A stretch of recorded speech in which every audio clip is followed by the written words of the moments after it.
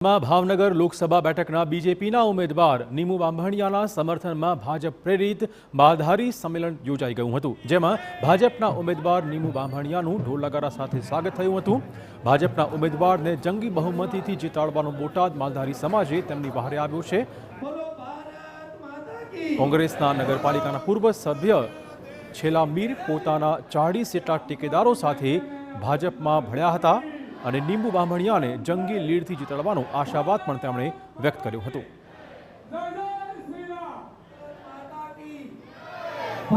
બોટાદના કાનિયાડ ગામે જાપડા દાદાનું જે ખૂબ મહત્વનું સ્થાન આવેલું છે, ત્યાં દર્શન કરી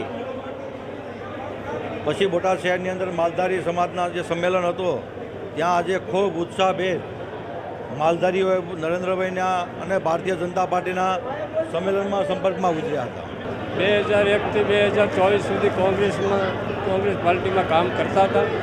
આજે નરેન્દ્ર મોદી સાહેબના નેતૃત્વમાં જે વડાપ્રધાન થયા છે અને વિકાસના કામ થઈ રહ્યા છે અને રામ મંદિરના જે મુદ્દામાંથી જે રામ મંદિર જે બનાવ્યું છે એ વિકાસના અનુસંધાનમાં આજે અમે ભાજપમાં જોડાયું છે।